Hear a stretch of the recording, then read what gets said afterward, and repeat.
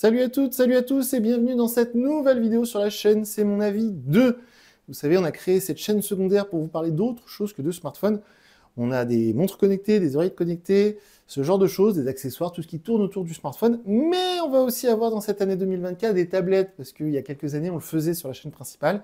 On a reçu quelques messages et puis souvent les constructeurs nous proposent de tester des tablettes. Alors c'est pas forcément un produit qui m'intéresse beaucoup. Genre moi j'ai un iPad à la maison mais je m'en sers très rarement. Mais je sais que souvent voilà, c'est le genre de produit où il y a une demande pour des tests parce que c'est des produits où généralement on est obligé de se fier aux avis clients sur les sites, c'est pas toujours très fiable.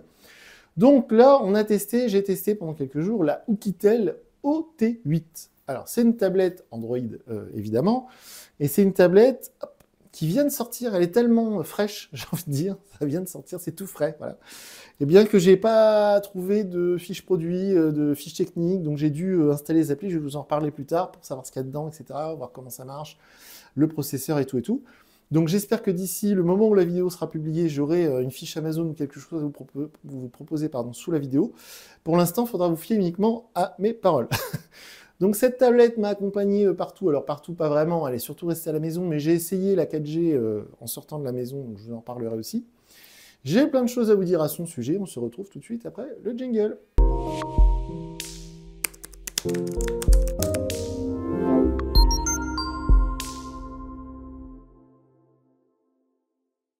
Alors j'espère que j'aurai pas trop de reflets, je vais essayer de m'éloigner un peu pour essayer de vous montrer un maximum l'écran.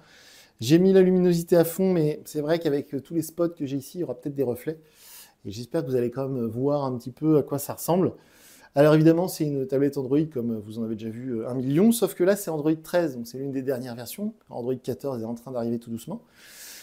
Aussi, ce qui est intéressant sur cette tablette, c'est son format, parce que c'est 11 pouces, donc c'est un très grand écran, on est presque sur le format d'un iPad Pro. Donc c'est assez grand et c'est très agréable à utiliser, il faut bien le reconnaître. Même si, je vais y revenir après, mais en fait la version d'Android qui équipe cette tablette n'est pas forcément adaptée à ce très grand écran. Donc du coup, parfois le contenu est un peu grossier. Donc vous voyez, parfois, par exemple, le panneau de notification, là, c'est écrit en très gros. Hein, donc on aurait peut-être pu utiliser un peu mieux cet espace. Parce que là, du coup, ça prend toute la place. Et c'est soit si vous êtes malvoyant, c'est parfait.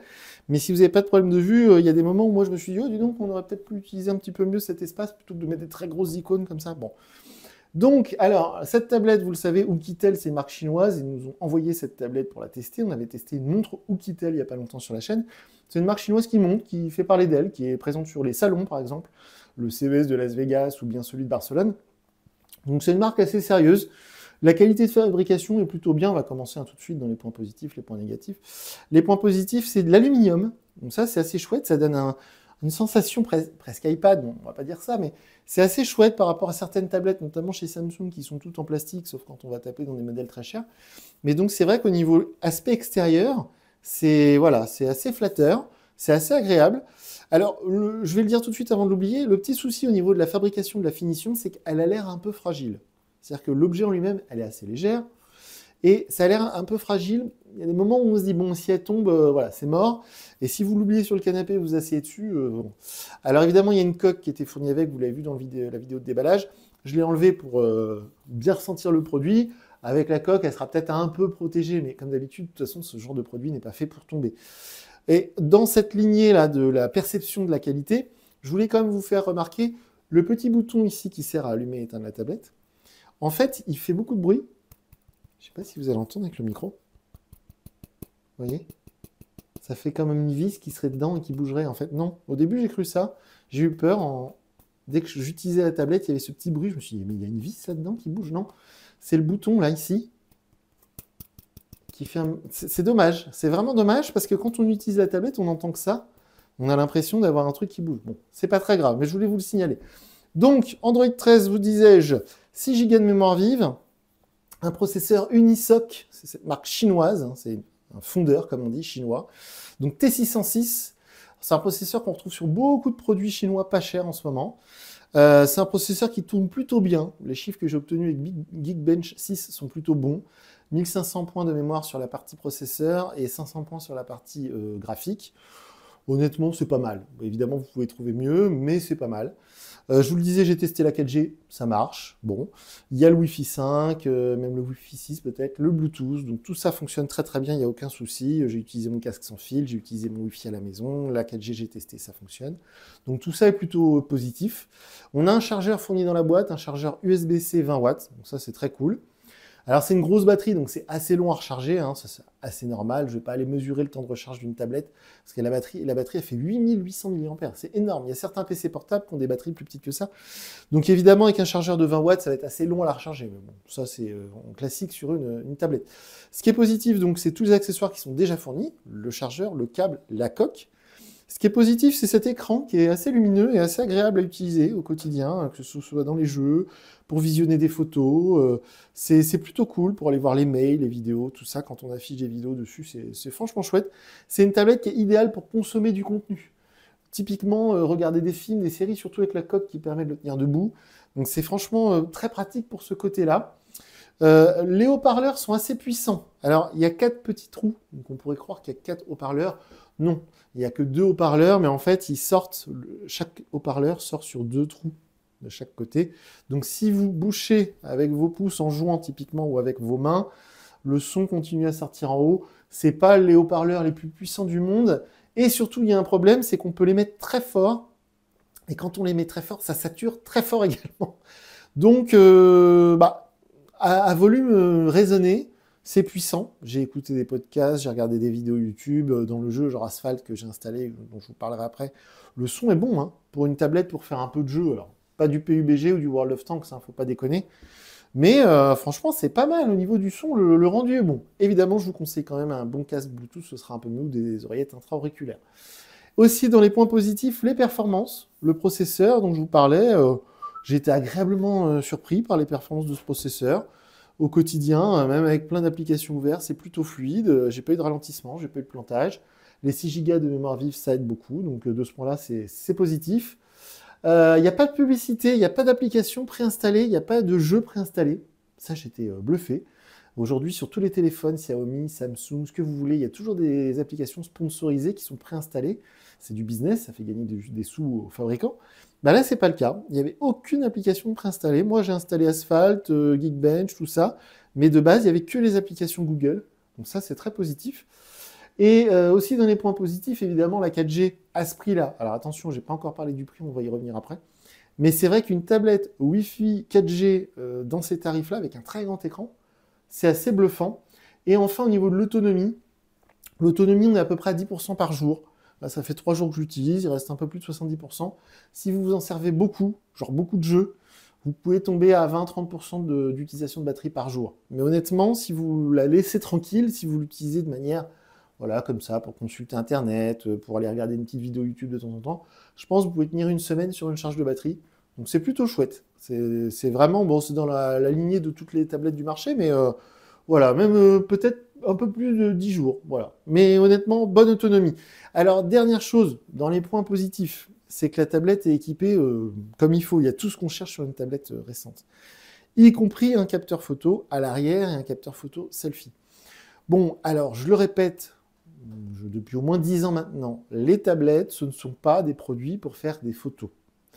Quand je vois des gens qui partent en vacances ou qui vont dans des musées avec des tablettes, non, non, non. Vous prendrez de bien meilleures photos avec votre smartphone. Ça, c'est dur à comprendre, hein. C'est pas parce que l'écran est gigantesque que les photos sont bonnes. Au contraire, les photos, évidemment, sont pas bonnes. Mais ça, je l'ai pas mis dans les moins, parce que c'est comme ça sur toutes les tablettes. Vous regardez la capacité photo d'un iPad Pro à 1500 €, eh bien, c'est moins bon que l'iPhone 12 à 400 € d'occasion sur le bon coin. C'est comme ça. Les tablettes, c'est pas fait pour prendre des photos. On peut le faire. Vous voyez comme c'est lent. Le temps du déclencheur, il y a une latence qui est terrible. Évidemment, les photos sont acceptables. Voilà, c'est pas fou, mais c'est acceptable. Donc, c'est pas fait pour. Ça dépanne. Si vous donnez cette tablette à un ado, il va s'amuser, prendre des photos dans sa chambre, et j'imagine qu'il a déjà un smartphone, et son smartphone, même si c'est un vieux téléphone, prendra sans doute de meilleures photos. Le capteur selfie, c'est pareil, ça prend des photos, c'est fait pour, mais c'est pas fou. Je vous conseille plutôt d'utiliser le capteur selfie de votre smartphone. hop, vous voyez le temps de latence qui est terrible. Il y a beaucoup de photos floues. Du coup, typiquement, les personnes qui utilisent des tablettes pour aller prendre des photos dans des musées ou en vacances sont des personnes qui, en plus, de base, prendraient une photo floue, même avec un bon smartphone très cher, si vous comprenez ce que je veux dire. Donc, du coup, par définition, si vous prenez ce genre de produit pour aller prendre des photos à l'extérieur, vacances, musées, etc., même en famille, vos photos seront toutes floues. Bref, je referme la parenthèse. Du côté des points négatifs, alors évidemment, tout est fourni dans la boîte, le chargeur, la coque, etc. Heureusement, parce que typiquement sur un produit comme ça, vous allez avoir beaucoup de mal à trouver des accessoires compatibles, parce que c'est un produit un peu exotique, on va dire ça comme ça. L'écran n'est rafraîchi qu'à 60 Hz, donc 60 fois par seconde. Donc là, j'ai installé Asphalt, bon, c'est fluide, hein, ça marche bien. Bonne surprise, hein, au niveau du processeur, ça marche très bien, c'est fluide. Mais évidemment, un taux de rafraîchissement un peu supérieur aurait été bienvenu. Au niveau des finitions, je vous en parlais, c'est bien construit, mais il y a ce petit bouton qui fait du bruit qui m'agace. Bon. Et quelques problèmes d'orientation. Alors, je ne vous parle pas là de l'orientation d'un élève de 4e, hein, je vous parle de l'orientation du système d'exploitation. Typiquement, si vous allez dans certains menus, j'ai trouvé ça dans les gestes. Où est-ce qu'on va trouver ça, les gestes? Si je fais ça, il va me le trouver. Système, navigation par geste. Ah, je l'ai vu. Je vais vous montrer, hein, je vais le trouver. Voilà. Si on va là-dedans. Ah, bah, vous voyez, il m'a fait mentir. Là, il est dans le bon sens. L'autre jour, j'ai fait ça, c'était dans ce sens-là. Bon. Il y a certains menus, sous-menus, où quand on veut faire des réglages, il nous met dans le sens d'un téléphone. Et l'application photo, au début, me l'a fait aussi. L'application photo, elle se lance, vous voyez, elle est comme ça. Elle est pas dans le bon sens. C'est pas grave. Je voulais quand même le noter. Et enfin, dans les points négatifs, si j'ose dire, c'est ce fameux prix, ce fameux tarif.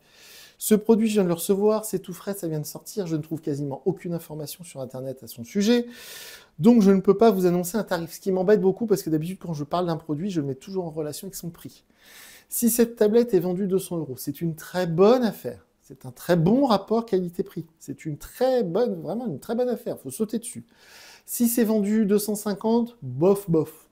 Si c'est vendu 300, non. Il y aura du Samsung qui fera pareil au même prix et qui sera meilleur en beaucoup de points. Donc, voilà, je ne peux pas vraiment vous donner mon sentiment sur cette tablette, sachant que je ne connais pas réellement son prix de vente. Si elle est vendue 200 €, honnêtement, c'est un vrai bon produit. Pour une tablette, je veux dire. Vous pouvez faire du jeu, vous pouvez consulter Internet, vous pouvez faire tout ce qu'on fait sur une tablette. C'est franchement pas mal du tout. Si c'est 250, bah oui, pourquoi pas. Pourquoi pas. Et encore une fois, si c'est 300, bah non. Non, achetez du Samsung, vous trouverez beaucoup plus d'accessoires compatibles. Si vous avez un problème, le SAV Samsung, il est présent en France, etc., etc. Il y aura des mises à jour logicielles, il y aura des choses comme ça. Donc voilà. Donc un peu mitigé. Moi, j'ai pris du plaisir à l'utiliser. Si vous l'avez repéré sur un site internet à un prix cassé, foncez. Il y avait la OT5 qui est sortie l'année dernière. OT5, j'ai trouvé plein de bons retours à son sujet. Là, c'est la OT8, c'est le nouveau modèle. Et c'est pas mal du tout. J'étais assez satisfait, assez agréablement surpris. Voilà, j'utilise très peu de tablettes Android. Je me suis dit, voilà, ok, pourquoi pas. Si je devais lui donner une note sur 10, allez, on serait à 7 sur 10. Voilà, parce que je veux croire qu'elle sera en vente à 200 €, pas plus. Si c'était en vente à 250, on serait à 7 sur 10. Voilà. Donc, les commentaires sous la vidéo sont ouverts. Sous la vidéo, vous trouvez aussi le lien vers ma galerie Google Photos pour aller voir la qualité des photos que j'ai prises avec cette tablette. Évidemment, on est présent sur le réseau social X, anciennement Twitter. Et moi, du coup, je vous dis à très bientôt pour une nouvelle vidéo sur la chaîne. Salut!